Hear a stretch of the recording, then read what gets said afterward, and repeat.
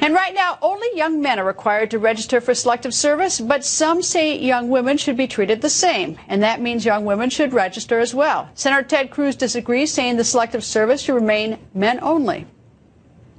As the father of 2 little girls, we are not going to be drafting our daughters into combat on the front lines.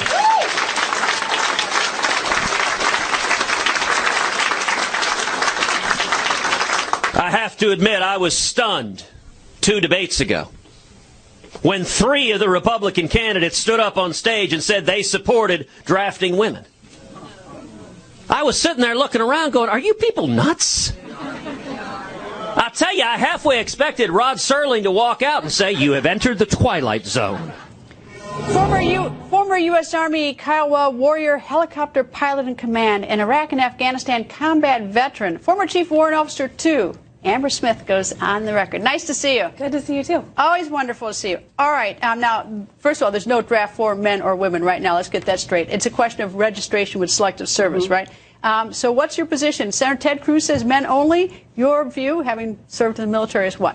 Well, I think that now that Secretary of Defense Ash Carter made the decision where he removed the ban that prevented women from serving in all of those combat jobs, now that the decision has been made, I think that, yes, women should have to sign up for the selective service the same way as men do, because the only thing that has prevented women from signing up for the past 30 years has been that ban, and it's no longer there. And so I think that what it comes down to is with equal opportunity comes equal responsibility, and there's no such thing as partial equality. You can't pick and choose when it applies to you. I think a lot of women feel that way. I mean, I feel that way. I mean, how can we possibly want equal rights and then say, well, accept that one?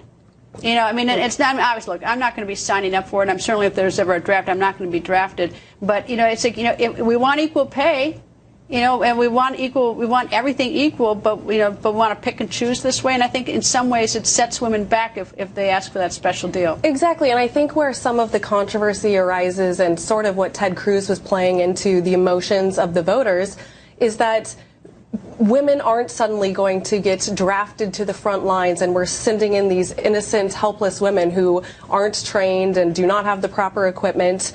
All this means that you are signing up for the selective service, which is the pool if there was ever a draft to be enacted in this country, which we haven't had one enacted since the early 70s, and I don't think that we're going to see one again in this country. We've been an all-volunteer force. We've been fighting in 2 wars since the early 2000s.